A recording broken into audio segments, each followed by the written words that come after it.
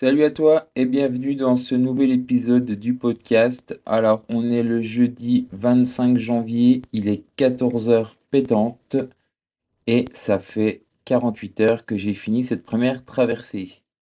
Quelle traversée! La traversée hivernale, celle-là, je pense que je m'en rappellerai qu'elle a lancé l'aventure traverser les quatre saisons de la plus belle des manières qu'elle pouvait l'être, en l'occurrence dans la dureté, dans conditions climatiques, assez compliquées où, j'ai eu, l'intégralité des temps que je pouvais avoir sur une année, en une seule fois, en 30 heures. Donc voilà un petit peu de quoi lancer, correctement cette année. Donc je vais vous faire le débrief, de la façon de mes yeux, voilà la traversée de comment je l'ai vécue, les plus, les moins, les choses qui ont été compliquées. Je vais essayer d'aborder un petit peu tout ça pour, vous raconter l'histoire de cette première traversée qui lance l'aventure 2024. Donc, pour commencer, je suis arrivé sur Métabis, le dimanche 21 après-midi.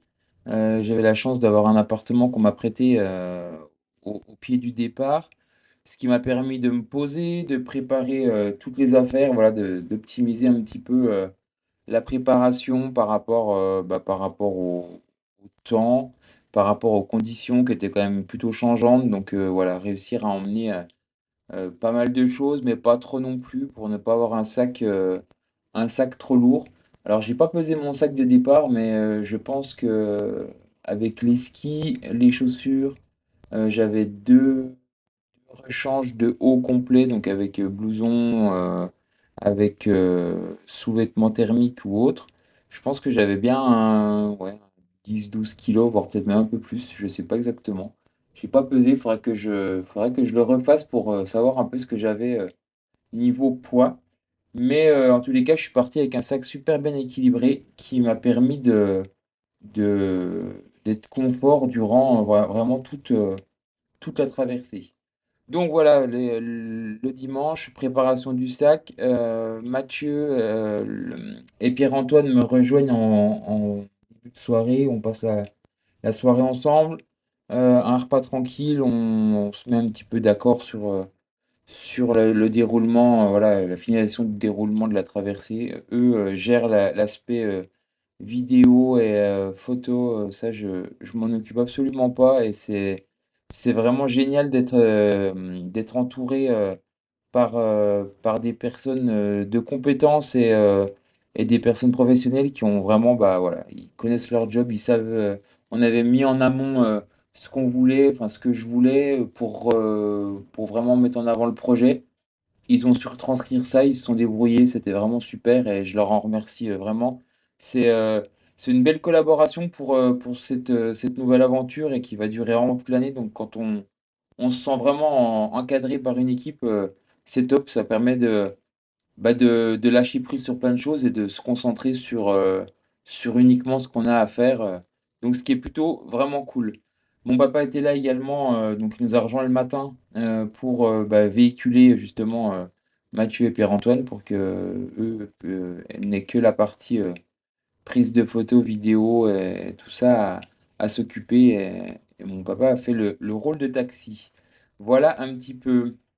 Donc le matin, les routines du matin, moi j'ai fait beaucoup d'étirements ou autre, histoire de me détendre, d'être le plus serein possible pour le départ, même si j'étais pas stressé, mais j'ai quelques peurs, comme je l'ai dit depuis le début, voilà, des peurs qui donnent envie d'y aller, des peurs qui donnent aussi le ton en se disant, bah, on sait pas comment ça va se passer, tu sais pas comment ça va se passer, donc il faut y aller. Et voilà, c'est des peurs qui poussent à y aller, qui poussent à chercher au fond de soi. Donc c'est des peurs d'impatience, je pense un petit peu. 8h00 pétante, départ du parcours de la GTJ.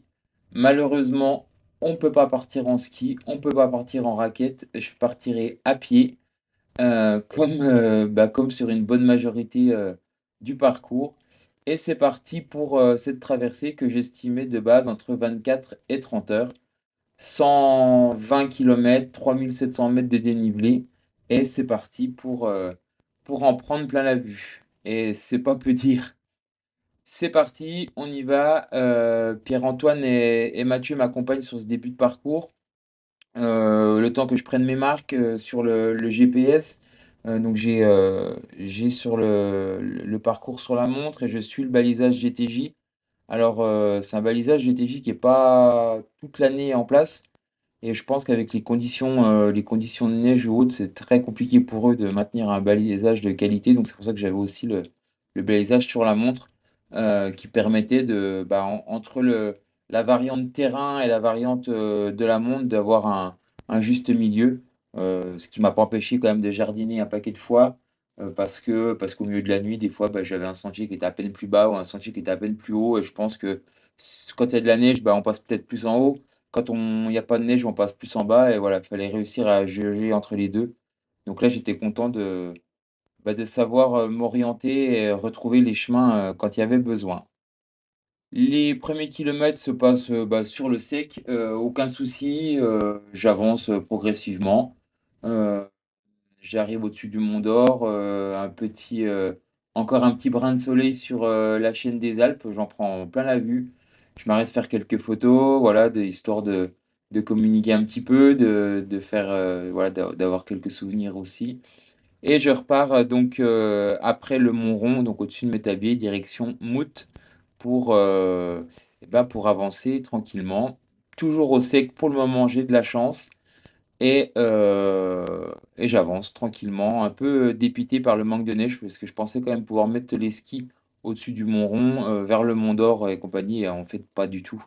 C'est vraiment terrain, terrain, terrain. Les baskets suffisent très largement, même les raquettes auraient été un petit peu surfaites. J'avance tranquillement, direction Mout, tout se passe bien. J'arrive même à alterner un petit peu marche, course à pied avec le sac chargé. Je déroule, je prends plaisir, je regarde la nature, je cherche les animaux et vraiment, vraiment sympathique. J'arrive à Mout, je fais un premier rechargement d'eau dans une auberge, en auberge refuge GTJ. Je bois un petit café et c'est reparti, direction, Chaux-Neuve et là et ben, c'est à ce moment-là que je commence à prendre la pluie. La pluie avant le Faux-Neuve, qui, bah, ne s'arrêtera plus après jusqu'à initialement selon la météo, 20:00, 21:00, mais en fait à 1 heure du matin, il pleuvait toujours entre pluie et grésil. Mais je vous explique la suite bientôt. Donc Chaux-Neuve, je continue, Pré-Poncé, j'arrive jusqu'au Pré-Poncé. Là, Mathieu Père-Antoine était là pour faire des vidéos, mais moi je me suis pas arrêté, je voulais vraiment avancer jusqu'à Chapelle-des-Bois. Heu, Même si voilà, je suis en autonomie totale, mais bon, bah, il y a quand même des stops où quand je les vois par moment, ça fait du bien de discuter un petit coup, donc je m'arrête, des fois, voilà, juste me ravitailler, avec mes affaires. Là, je décide de pas m'arrêter, je continue pour arriver à Chapelle-des-Bois. Alors Chapelle-des-Bois, c'est le déluge, il pleut, affreux, il ouais, il fait froid, je suis trempé, j'ai les gants trempés. J'attends, impatiemment d'arriver à Chapelle-des-Bois aussi, parce que ce que j'ai oublié de vous raconter, c'est qu'au bout de 500 mètres, j'ai cassé une dragonne de mes bâtons. Donc j'ai fait les 40 premiers kilomètres avec une seule dragonne. En montée, c'est pas super pratique, sur le plat non plus. Et vu que j'étais en autonomie, bah, je ne voulais pas, qu'on me dépanne. Et je me suis dépanné tout seul comme un grand, à Chapelle-des-Bois, au magasin Mon Noir Sport. Je leur avais envoyé un message, en amont et je savais qu'ils avaient des dragons, donc je leur ai acheté des dragons sur place. Voilà, un petit peu aussi l'autonomie et l'aspect, un peu challenge supplémentaire. Je ressors du magasin et là, je suis allé dans une auberge, pareil, refuge de Chapelle-des-Bois, qui est refuge GTJ, où, là, je me suis changé intégralement, la première couche. J'ai bu un vin chaud, un café et je me suis posé, un petit quart d'heure, 20 minutes et je suis reparti pour traverser le Rizou. Alors le Rizou, un grand moment encore, lors de ma traversée en mai, ça avait été un peu le point noir de la traversée, aussi bien pour François que pour moi. On avait un peu jardiné, c'était un peu compliqué ou autre, Gary également. Et bah, là, j'ai revécu la même chose. Le Grisou a eu une raison une fois de plus, raison de moi. Pourtant j'aime bien cet endroit, j'aime bien skier là-bas, mais là, ça a été très, très dur, très, très dur parce que j'ai eu froid, j'ai pris énormément de pluie.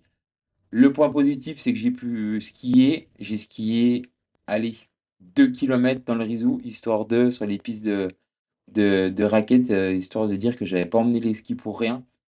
Et c'est là que je pense que j'ai commencé à, voilà, à vraiment à travailler le mental et à apprendre ce que c'était que la résilience. Vraiment un mot qui va revenir très souvent sur cette traversée parce que je pense que c'est un mot fort qui peut en ressortir. Là, j'ai vraiment pris la pluie, la pluie, la pluie. On s'était donné rendez-vous avec l'équipe sur la porte des Combettes de l'autre côté du Rizou. Je les ai jamais vus, d'où le problème aussi de balisage. En plus, ma balise GPS ne fonctionnait pas. J'ai pas réussi, voilà, à la faire fonctionner. Alors justement, c'est un point que je vous expliquerai après par rapport à tout ce qui est matériel. Là, je vous donne vraiment le suivi de la course et après, je vous donnerai les apprentissages et les leçons à tirer pour les prochaines. Donc porte des Combettes au-dessus de Bois d'Amont, je les vois pas, donc je descends jusqu'à Bois d'Amont. Là, je me mets à l'abri et j'ai vu que j'avais pas mal d'appels. Donc voilà, on s'est loupé, clairement, on a pris 2 itinéraires un petit peu différents et bon, on se retrouve à Bois d'Amont. Je remets juste une paire de gants, je me ravitaille un petit peu, j'avais vraiment pas faim. Je me ravitaille un petit peu et c'est reparti direction les Rousses. Et là, je crois que ça a été la pire partie de ma traversée, la partie Bois d'Amont-les Rousses. Ça a été très très très compliqué. C'est tout droit, à perte de vue, le long de la route, dans un champ avec à moitié des tourbières hautes où là, tu t'enfonces. Donc j'en ai traversé une bonne partie au niveau du champ et après je me suis décalé de 50 mètres pour marcher sur la route parce que ça allait pas. Enfin voilà, c'était un peu compliqué. Traverser donc jusqu'aux Rousses. Rousses, c'était kilomètre 60, donc la moitié de l'aventure de la traversée. Et là, j'arrive et je me vois encore dire donc à Pierre-Antoine et à mon papa et à Mathieu, bah, de toute façon, il y a deux solutions. C'est soit je m'arrête là, parce que je suis frigorifié et ça va pas, soit j'espère qu'il y a un bar qui est ouvert. Et là, à ce moment-là, je vais pouvoir continuer l'aventure. Et par chance, mais vraiment par chance, il y avait un bar d'ouvert où il faisait chaud. Je me suis déshabillé complet, je me suis changé, j'ai tout fait sécher mes habits dans le bar. J'ai vraiment étalé ma vie dans le bar. Je suis resté 1 heure et demie là-bas, histoire de me réchauffer, euh, de reprendre un peu de poil de la bête, de dormir. J'ai dormi, allez, franchement, je pense 10 minutes, un quart d'heure, à côté de l'enceinte, mais j'ai vraiment réussi à dormir un quart d'heure, ce qui m'a permis de recharger les batteries. J'ai mangé une soupe, j'ai bu un café, voilà, pour vous raconter un peu les ravitaillements. J'ai dû manger un petit bout de comté aussi que j'avais dans mon sac. Et je me suis rechangé, et c'est reparti, voilà, pour la seconde partie de cette aventure. Et je dirais que à partir des Rousses, limite, j'ai fait un reset de la première partie en me disant, allez, t'as fait la moitié, maintenant, voilà, c'est une autre aventure, la deuxième phase de l'aventure qui commence. En plus de ça, Mathieu bah, m'a accompagné du coup pendant 10-11 kilomètres jusqu'au chalet de la Frasse. Et franchement, ça m'a fait aussi un bien fou parce que la partie après les roues, ça a été très compliqué. Niveau orientation, franchement, les chemins, il n'y avait rien qui correspondait. Le balisage, il n'y avait rien qui correspondait avec ce que j'avais sur la montre. Je l'ai fait crapahuter. On est passé à travers, voilà, on est passé à travers des sentiers qui étaient un peu tout bizarres, avec des branches en travers, ouais, c'était vraiment un peu l'anarchie. On a repris des morceaux pour rattraper le sentier de base où pendant 1 kilomètre on était balisé, après on a perdu la trace. Voilà, c'était un peu compliqué jusqu'au chalet de la Frasse. Euh, et là, à partir du chalet de la Frasse, bah, voilà, tout seul dans la nuit, dans la forêt du Massacre. Et en fait, bah, c'est passé hyper vite. Il y a toujours plu. J'ai vraiment pris la pluie, le grésil, le froid, le vent, parce qu'il y a eu des grosses rafales de vent. Mais avec au final le smile, je pense. C'était dur, mais en fait, c'est ce que je venais chercher. Et clairement, même dans la difficulté, bah, j'ai avancé, avancé, avancé. La partie entre le dessus du massacre et la joue dans la neige, bah, je m'enfonçais un peu, mais super sympa. J'en ai même, à un moment donné, bah, ça s'était un peu éclairci, il avait arrêté de pleuvoir. J'ai même coupé un peu ma frontale parce qu'il y avait un peu de luminosité et d'avancer comme ça dans la nuit, c'était juste ouf. Vraiment, top du top. Des grands moments où tu penses à plein de choses, à plein de belles choses. Voilà, tu avances, tu cherches la force en toi pour avancer, la motivation et c'est là que tu vois, pourquoi tu es là et pourquoi tu cherches, ce genre de défi, ce genre de challenge, quoi. Ensuite, donc j'arrive à l'ajout. L'ajout, c'est pareil, ravitaillement, je me mets dans l'abribus de l'ajout que je connaissais parce que j'avais attendu mon frère il y a quelques mois, en amont, lors d'un périple en vélo. Lui, il arrivait de Bessan et moi, j'étais monté le chercher, depuis Arbois, donc on s'était rejoint à cet endroit. Donc je savais qu'il y avait un abribus à cet endroit-là, avec de la lumière, avec tout ça, donc c'était assez sympa. Là, je décide de me faire une soupe, bien entendu, bah, plus de gaz dans le réchaud. Voilà, une erreur supplémentaire sur laquelle je reviendrai tout à l'heure. Là, voilà, je vous fais le récit. Et je m'arrête un petit peu, mais pas trop longtemps non plus, parce que je voulais pas me refroidir. Et c'est reparti, direction bah, les Bellecombes, la suite. Et bah, là, je reprends à nouveau la pluie, encore un petit peu. Et c'est bah, voilà, c'est une alternance de pluie et de pluie, de grésille, de neige, de vent, d'accalmie, et ça recommence, et c'est reparti. Donc voilà, là, je joue direction les Bellecombes. Là, je sais que c'est la deuxième partie de la nuit, la fin de la nuit. Je vais bientôt retrouver la luminosité, même si au final, le soleil se lève super tard, c'est ce qu'on se rend pas forcément compte. Et j'arrive, donc voilà, secteur des Bellecombes où le soleil commence à se lever. Je prends une bonne giboulée de neige, mais au final, c'était cool parce que je crois que j'attendais la neige. Et très vite, bah voilà, je peux couper la frontale. Je commence à voilà, remarcher de jour, à profiter, à voir le lever du soleil, même si c'était quand même très bâché. Euh, donc du coup, voilà, j'avance tranquillement. J'attaque une montée après les Bellecombes. Alors j'ai perdu le nom, je ne saurais vous le dire, mais je vous le marquerai en commentaire, dans le lien du podcast. Et là, j'ai de la chance, c'est que en fait, j'ai le soleil sur le sommet. Après avoir croisé des pas, et je pense que c'est des pas de loup. J'en suis pas certain, mais j'ai des photos et je pourrais en montrer je pourrais les communiquer, mais je pense que c'est des pas de loup et du coup, voilà, le loup, c'est un peu un rêve d'enfant, je pense, et du coup, bah, ça me met un peu de gaieté en me disant, vas-y, il est peut-être par là, il te regarde ou autre. Enfin voilà, on se fait plein de films. Certains diraient, mais t'as pas peur? Bah non, j'ai pas peur parce que le loup, je pense qu'il m'a déjà entendu arriver il y a bien longtemps, avant que, avant que moi je vois ses propres pas, mais voilà. Et je fais toute cette partie dans la neige. C'est assez dur, physiquement parce que la neige t'enfonce pas mal, mais c'est tellement beau. J'ai le soleil. J'avance, j'avance et j'avance et je continue à avancer, c'est trop top. Les kilomètres passent et même si c'est dur, et ben, je sais pourquoi je suis là. Je sais pourquoi je suis là pour cette difficulté, pour aller chercher la force au fond. Le physique va bien, j'ai pas de douleur particulière, un petit genou qui grince par-ci par-là de temps en temps, mais voilà, bah, je m'arrête, je me masse un petit coup ou autre, mais rien d'affolant, plutôt content justement de cette partie-là. Et le mental, ben, il est là, après un passage à vide au 60e kilomètre, ben, là j'avance progressivement. Direction donc l'APES au kilomètre 110, 105, voilà, je ne sais plus exactement les kilométrages exacts.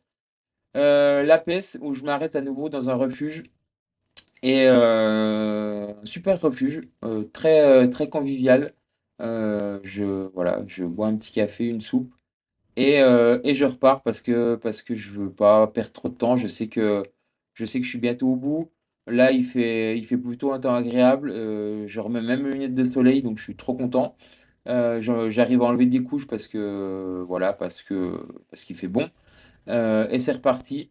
Donc après la peste, il y a une grande partie un peu dans les tourbières, dans les champs, mais je pense que ça c'est voilà, on s'en rend pas compte l'hiver parce que c'est gelé et c'est enneigé.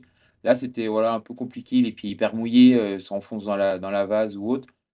Pas grave, j'avance, je sais que ça avance et après, direction donc Giron, l'arrivée. Il y a une grande montée sur du goudron, bah, c'est pareil, je pense que l'hiver elle est enneigée. Enfin, l'hiver, on est en hiver, mais quand les conditions sont bonnes, elle est enneigée. Et là, j'avance tranquillement, je continue mon chemin. Et sur le dessus de Giron, et ben là, c'est un peu inattendu. Je pensais pas qu'il y aurait autant de neige. Et sur le parcours raquette, bah, le parcours raquette, il est entre deux ornières de débardeurs. Donc c'est un chemin qui est hyper compliqué. Je pense très clairement que de manière en ski de rando, même si je les avais encore eu avec moi, je j'aurais pas gagné de temps. J'aurais pas gagné de temps. Et là, je m'enfonce énormément. Donc, bah, pas que je perds du temps, mais je me fatigue un peu plus, quoi. Je me fatigue un peu plus, mais c'est beau, voilà, c'est les conditions que je dirais que j'aurais aimé avoir depuis le début, avec de la neige ou vraiment des chemins qui auraient permis de partir en conditions hivernales. Bah voilà, elles arrivent à la fin, et bah tant mieux, j'en profite à la fin.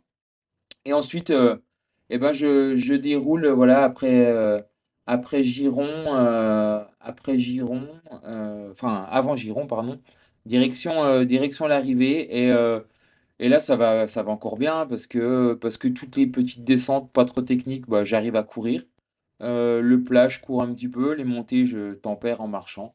Et là, je me rappelle bah, de ce grand champ, voilà, ce grand champ euh, que je connaissais, et je savais un peu l'arrivée, et je vois tout le monde en bas. Je me dis, ça y est, voilà, c'est fait. J'ai bouclé cette première traversée voilà, qui a pas été simple, qui a été dure moralement, mais hyper forte en challenge et en progression sur moi-même, voilà, sur rechercher les conditions, le pourquoi, avancer, voilà, être résilient, apprendre à chercher de ses motivations, les causes profondes, le pourquoi tu es là. Donc c'est vraiment une traversée qui a marqué vraiment fortement le départ de cette aventure et qui mène, voilà, qui dit parce que si, il va falloir y aller et on y est. Et tout le travail qui a été fait en amont est là et il faut aboutir cette première. Donc maintenant que je vous ai voilà, expliqué un peu comment s'est déroulé mon parcours, je pourrais vous en parler encore pendant des heures. S'il y a des questions que vous voulez me poser, bien entendu, comme je l'ai toujours dit, je suis super ouvert voilà, à toutes les questions, il y a pas de souci, j'y répondrai. Alors soit de façon directe par message interposé, ou si c'est des questions pertinentes qui reviennent plusieurs fois, bah, peut-être que je ferai un épisode. Il y a un épisode là qui est en attente sur une question que m'a posée mon ami François. Et ben, c'est une question qu'on m'a posée aussi plusieurs fois, et ben, j'y répondrai lors d'un épisode qui est en cours de préparation. Mais en tous les cas, voilà, n'hésitez pas, je suis vraiment ouvert à la discussion. Donc, si vous avez des questions sur des ressentis, sur des problématiques, bah, pas de souci. Maintenant, je vais vous parler un petit peu bah, du matériel. Donc, je pensais avoir préparé au mieux l'aventure. Mais en fait on n'est jamais assez prêt et on fait des impasses sur des choses qui, bah, en soi, je dirais qu'on est dans le Jura. On sait que facilement on peut avoir une maison ou autre, mais ça enlève pas le fait que bah, quand on part comme ça en autonomie, il faut être un petit peu plus sérieux sur plein de choses. Et la première des choses, par exemple, c'est mes bâtons. Bah, mes bâtons, je suis parti avec mes bâtons de course à pied que j'ai l'habitude de courir depuis 3 4 ans avec, 3 ans. Et bah, en fait, j'ai bien vu que mes dragons étaient un petit peu abîmés et autres. J'ai dit: «Oui, bah, c'est bon, ça c'est pas d'aujourd'hui». Bah, en fait, j'en ai cassé une au bout de 500 mètres et puis j'ai cassé l'autre au bout de 40 kilomètres. Heureusement que, bah, il y avait un magasin qu'on avait. Alors certes, ça aurait pas mis à mal, le l'objectif, final, mais voilà, c'est des petits points qui font que, bah, potentiellement, tu peux t'énerver un petit peu ou tu peux mobiliser ton esprit là-dessus alors qu'il y a plein d'autres, il y a plein d'autres choses, auxquelles le mobiliser. Donc voilà, être plus sérieux sur le matériel, tout comme, bah, le réchaud. C'est un réchaud que mon frère m'a prêté. Il me l'a prêté il y a 10 jours. Je suis parti en montagne, on a bu un vin chaud vers la Dole. J'ai eu de la chance de pouvoir le boire parce qu'en fait, il restait pas grand-chose en gaz dedans. Et puis, bah, j'ai pas vérifié. Et puis, je suis parti avec le réchaud dans mon sac. Et ben, il y avait plus de gaz et j'ai pas pu m'en servir. Donc, c'est des choses où il faut être beaucoup plus sérieux, tout comme les chaussures, où je suis pas parti avec une paire de chaussures adéquate. Et voilà, il y a plein de petits leviers où là, je vais y travailler pour la prochaine. Alors, j'aime toujours garder une part bien entendu, d'incertitude parce que les conditions climatiques sont changeantes, parce que tout ça, mais il y a des petits leviers sur lesquels on peut travailler, enfin je peux travailler pour pérenniser et favoriser le fait d'être plus serein et de mobiliser son esprit sur des choses plus concrètes durant la traversée, sur des moments durs, plutôt que de penser à est-ce qu'il y a du gaz dans le réchaud, est-ce que voilà, si c'est fait en amont, on n'en parle plus et voilà, il y a pas de souci, quoi. Deuxième des apprentissages, c'est que on minimise toujours, beaucoup, les choses.